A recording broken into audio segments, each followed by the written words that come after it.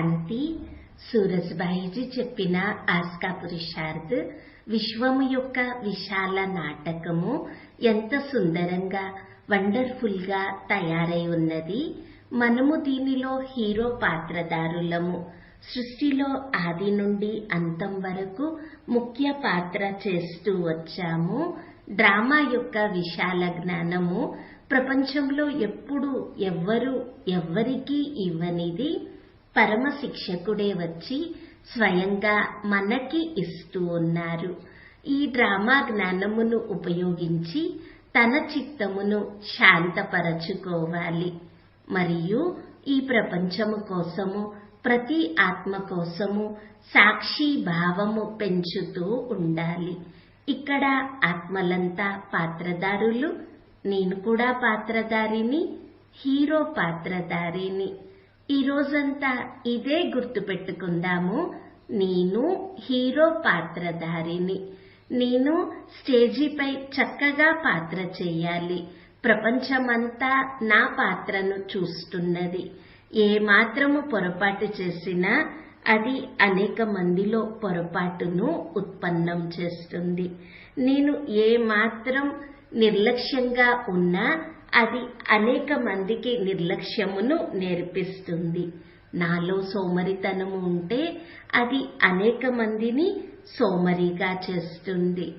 రెండవ విషయము గుర్తుపెట్టుకోవాలి. ఈ డ్రామాలో అందరిది తమ తమ భాగ్యము. ఎవరి గురించి చింతించే అవసరమే లేదు. ఈ విశ్వ డ్రామాలో అందరూ బుద్ధివంతులుగా కూడా ఉండరు, అందరూ బలహీనంగా కూడా ఉండరు. కొంతమంది భాగ్యము ఎంతో శ్రేష్టంగా ఉంటే కొంతమందిది తక్కువగా ఉంటుంది. ఎవరైనా భాగ్యమును మార్చుకోవాలి అనుకుంటే వారు స్వయంగా మార్చుకోగలరు.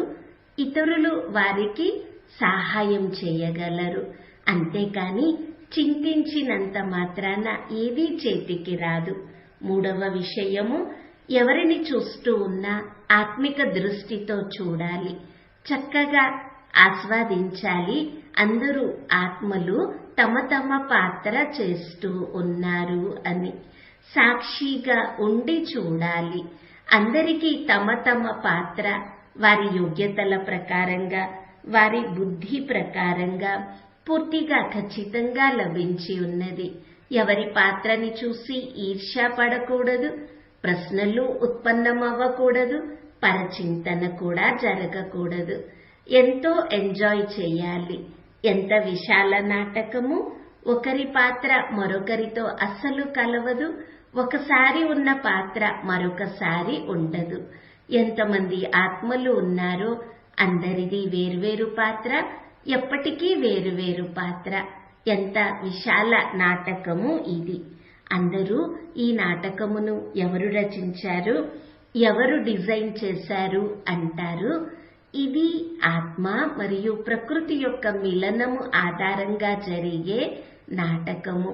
గుర్తుపెట్టుకోవాలి, ఆత్మలందరూ ఈ డ్రామాలో తమ తమ పాత్ర చేస్తూ ఉన్నారు.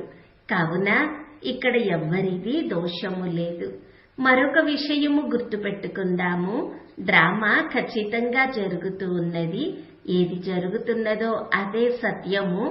ఎక్కడ ఏ విధంగానూ కరెక్షన్ కి అవకాశము లేక అవసరమే లేదు. ఎవరికైనా తన గురించి ఈ డ్రామా బాగాలేదు అని అనిపించినా మనమే మన పాత్రని స్వయంగా నిర్మించుకున్నాము.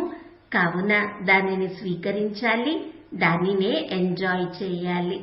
ఏదైనా చెడు ఉంటే దానిని పక్కకి తప్పించే ప్రయత్నము చేయాలి.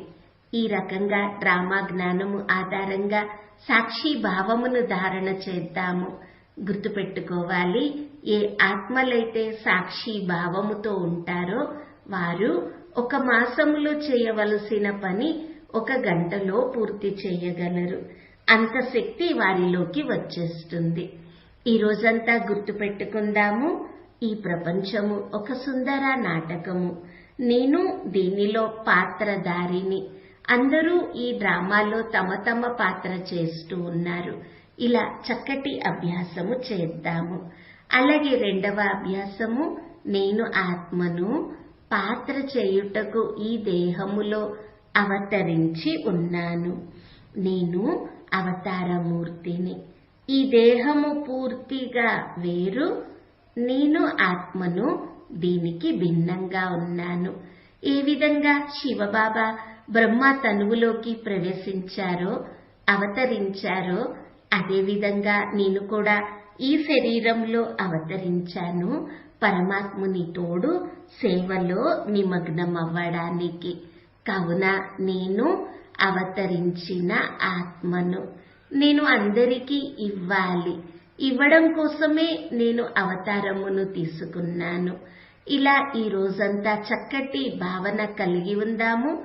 డ్రామాను పూర్తిగా సాక్షి భావముతో చూద్దాము. ఓం శాంతి.